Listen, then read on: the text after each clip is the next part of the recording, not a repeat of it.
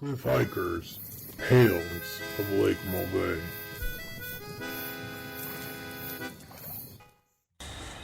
Wine's a fine portable. It can help things be a little bit more passionate. But when envy's in the blend, evil can be uncorked. Hiya campers, this is Cliff Hiker. Tonight's tale takes place 150 years ago around the vineyards of the Finger Lakes regions. Now, if this were in Canandaigua or even in Seneca Lake, might be alright. But this one takes place in Lake MAUVAIS, so you know things are gonna be far from sweet. So zip up your sleeping sack and drink down your bug juice, cause this one's gonna get sour real quick. I call this one the Vineyard.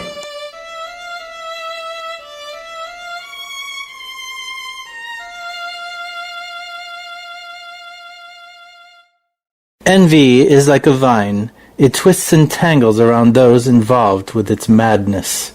If left unpruned, it clings to and may eventually strangle the innocent. I never knew how envious a person could be.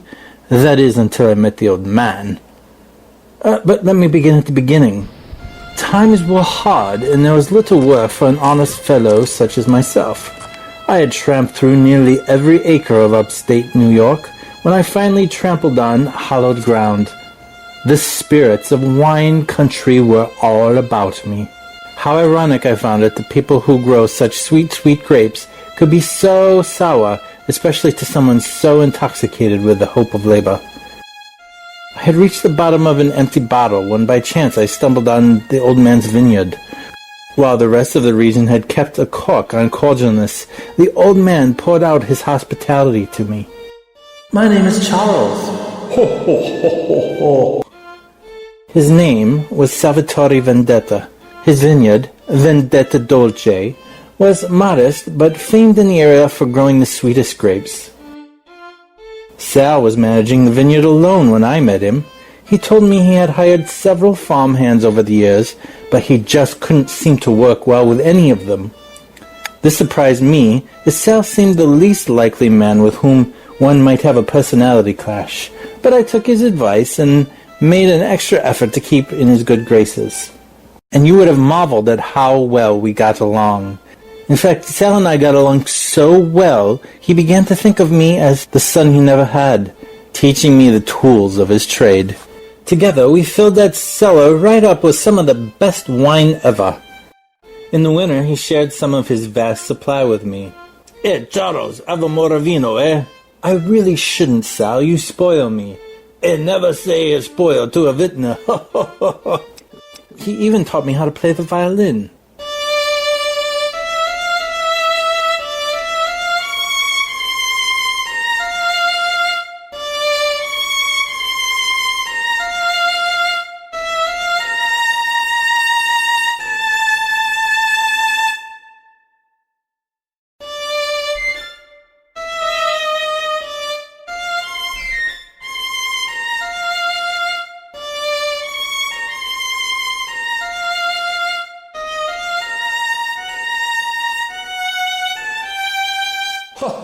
That was a terrible. Of course, I had fewer years at it, so he played a little bit better than I did. But our camaraderie wasn't to last. His envy would soon impair his judgment. Ah, yes, if I had to pinpoint the exact time our relationship declined, it was that spring afternoon on his veranda, when he first told me of his plan. What are you reading there, old boy? Reading about my new edition, eh? New edition? Are you hiring another hand, Sal? Well, not exactly. How, not exactly? These are bones. They are older than some of my best casks. A time comes when a man has to find the comfort of a woman, eh? Oh, for sure. For me, that time has come. You're going out to find yourself a lady? Chasing schoolgirls is a younger man's game. No chasing. Have one delivered. Delivered? Director from catalog. You choose your soulmate like you choose your topsoil? The mail order. What a wonderful invention. This certainly is a mail order. I have 2 words for you, sir. Caveat emptor. You're buying this girl sight unseen. She could come with 3 teeth in her head and 1 leg. This is true. Doesn't that concern you? If I worried about the looks, I never would have hired you. Something in his voice told me he envied my appearance, my youthful, handsome appearance. So when does your toothless hag join us? Next Friday she arrives. I will go into her town and meet her and sign her the papers. You will watch at the Vineyard while I'm away. Certainly. I just hope she meets your expectations. I have no expectations. Things will work out in the end. For your sake, I hope that's true. The old man left the next Friday morning, and I watched the vineyard, looking over the massive rows of vines. How envious the old man would have been to see me as master of the house, and how easily I assumed his role, and how well I performed it. Yes, he may have even sensed it, for things changed when he returned. You come and you meet the Charo. Okay, salut. I hear the old man coming now. Time to meet his pitiful purchase, I guess. Meet Maria. Or should I call her Signora Vendetta? Bonjour mon cher. I heard that good things about you. Oh, Mademoiselle Maria, the pleasure is all mine. Salut. Well, I would like it to take Signora Vendetta inside now and show her around. I'm sure there's something about the vineyard that needs attending, Charles? Yes, certainly. Come, Maria. Goodbye, Maria. What a luscious, voluptuous body. Such classic stock and a wonderful bouquet. How I pity such a polished vintage being paired with that grisly old man.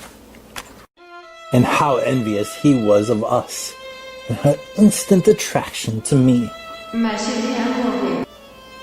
That envy was going to be the death of him. This summer became hotter and hotter, and Maria matured to her peak.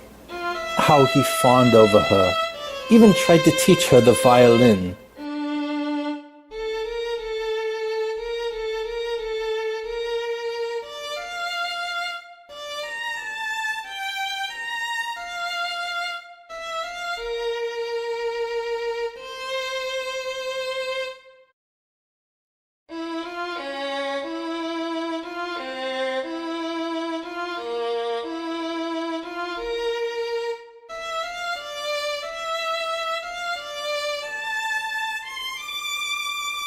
Bellissimo! Bellissimo! The old man, however, was growing wrinkled as a raisin. The heat was not good for him. He had taken to napping in the afternoons. I didn't mind this at all, as it gave Maria and I time together. Hello, Maria. Bonjour Charles. Dans E001 your job? The job is never finished. I'm just taking a rest. And what are you doing here? Mending Salvatore's shirt.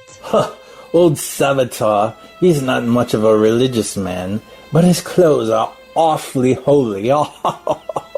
Salvatore is a very good man. His mood towards me has become unbalanced. He's been very good to me. He's more aggressive than he used to be. He is a very complex man. I may once have found him as such, but the longer I know him, the more I realize he's more of a concoction of a man. Sal is very sweet to me. But he doesn't hold your heart. Mais oui, my heart will always belong to another. The one I love is poor and I am poor. Our love is never to be. Never say never, Maria. There's always a way, if you want something badly enough. Do you want something very badly, Charles? I do. Maria. Sally? Maybe you go in and fix something for me. Something a dolce. Oh oui, mon cher. Sun is very bright today, no? Yes, it's always brightest before the dark. I think you have that confused. Perhaps, but it seems appropriate. Well, the day is not over yet, you know? I'm sure there's something that could be done. Yes, I've got something to take care of, all right. Well, let's see, I'll get it finished. Oh, it will be, old man. You have my word. And that afternoon, I plotted to kill the old man. It was the only way. He envied the love that Maria and I had for each other so much. He'd never let us be together. That austere old man. I didn't tell Maria my plan. I knew she would worry. But I also knew she would find it palatable. Especially if it meant our love could ripen. After all, she could only have meant that it was I her heart belonged to. You would have awed at how carefully, methodically, I devised the whole thing. In the midpoint of night, when the old man's slumber was the deepest, I crept into his chamber and smothered him with his own pillow. I pressed until all his life juices were drained, till there was nothing left but a flabby, lifeless outer skin. Maria had taken to separate quarters. She claimed because of his snoring. She never heard his muffled struggles. Quietly, oh so quietly, as not to rouse the sleeping beauty, I dragged his corpse out of the house. I dumped him in a large hole that I had dug that afternoon, right in the center of the vineyard. Then masterfully, I replaced each load of soil, like filling a wine glass with a perfect pour. I took his fishing equipment down to the lake. Here I strew the kit about, laying it on the shore. I set the whole scene as neat as rolls of trellis. In the morning, the local fishermen found it, and instantly speculation about the old man's demise erupted. Some claimed he merely drowned. Others said he was swept away by a vengeful lake maid.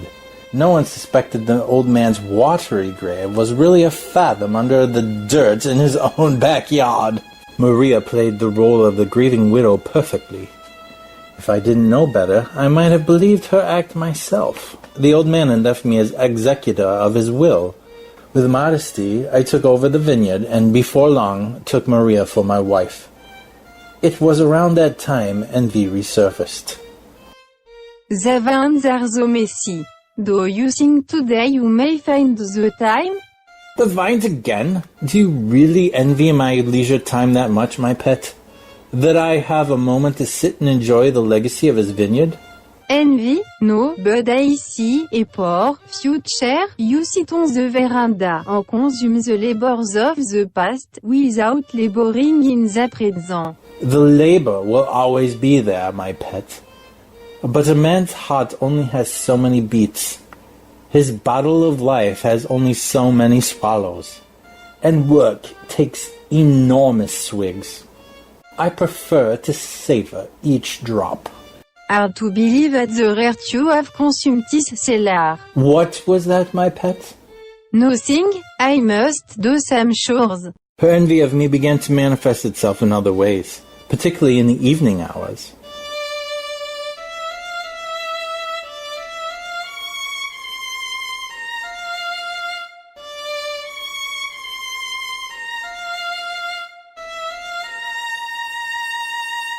The violin? Why must you play that song? It reminds me of Sally. I miss him. Ah yes, Salvatore. Well, time for bed. Ha ha, my love. Not tonight, Charles. I am not feeling well. My head hurts. Your head always hurts around this time. How is it that you have so much energy during the day? You should have a rest in the middle of the day like I do. But she never seemed to heed my advice. Maria's constant tiredness had given me quite a few restless nights. But on this night, I happened to hear a strange noise coming from the vineyard. Quickly, I got up and moved across the room. I went outside to investigate. There's someone in the vineyard. Who? Sal! No, that can't be you.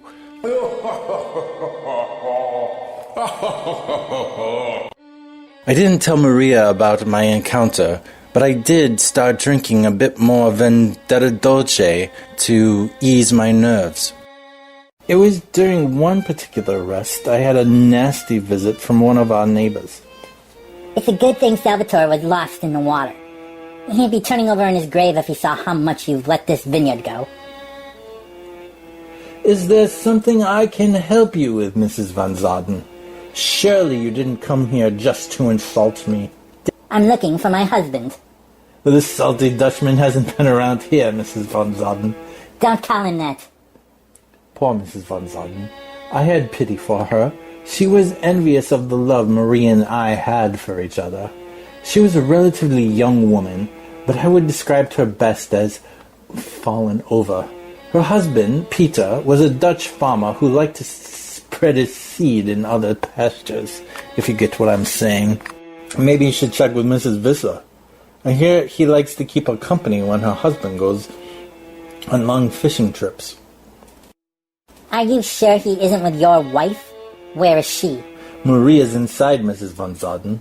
She's not interested in Mr. Van Zoden. Really? Well, she certainly draws a good deal of interest when she goes into town. I see how the other men look at her. And she doesn't exactly discourage the attention. Good day, Mrs. Van Zoden. For your sake, I hope you find your husband. And for his sake, I hope you don't. But Mrs. Van Zoden had caused curiosity in me. So I went in to talk to Maria.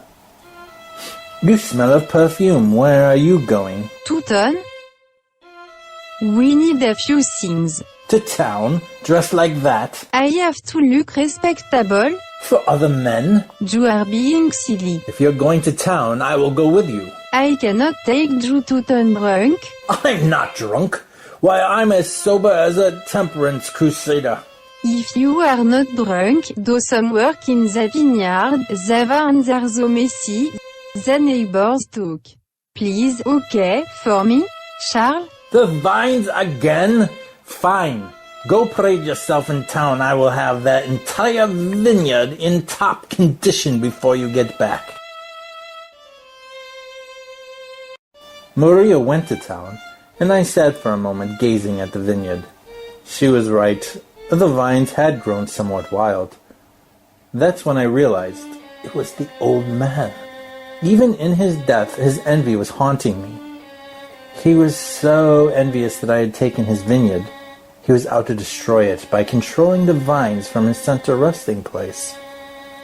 It was enough to drive a man to drink. So I decided to finish a little more Vendetta Dolce before returning to work.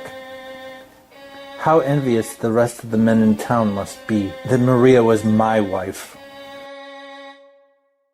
Charles? Charles? How did it go? How did what go? You did no work all day. I am so disappointed. Have you been in town all day, dressed up for Mr. Van Zoden? You are being silly. Come inside. You need something to eat. We need to get food in you. I have no appetite. The whole thing makes me sick. I give you everything in the world and you still envy more. I'm not coming in until I'm damn good and ready. Have it your way, Charles. You always do anyway. I must have fallen asleep at this point as I remember dreaming of Maria, listening to Mr. Van Zoden reading to her. I remember feeling very angry. Very, very angry. But then a vicious vine came, and I fought it. It had to be the old man. He was envious of our love. He sought to attack Maria. You envious old man, I'll beat you. I'll beat you. But then I woke to see an even more horrible sight. Where's your wife, Charles? Mrs. Van Zoden, I told you your husband isn't here. She came armed with an entourage of men. Interestingly, none of them were her husband. Mrs. Van Zoden, where are you going?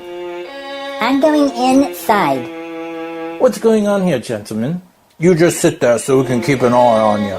Mrs. von Zoden heard a scream coming from your place. You been drinking tonight, Charles?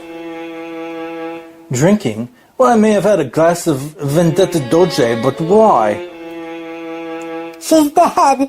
She's been strangled.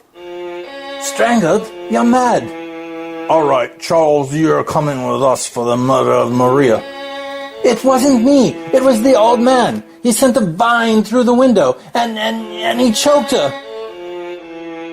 Oh, come on here, Charles. We both know the old man drowned earlier this summer. No, don't you see? He's here. He's right here. In spirit, maybe, but you killed your wife. No, don't you see? He did it using the vineyard. He's in the vineyard. Charles, you've gone insane. No, he's gone insane with envy. Come, I'll show you it all. Where's he going? Follow him. Just follow him and make sure he doesn't try to run off. There, fool, see?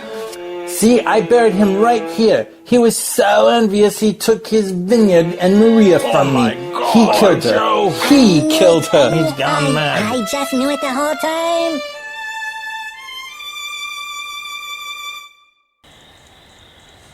Looks like Charles really poured his heart out at the end of that one, huh? Until next time, keep those fires fed, and don't let anyone leave you in the dark.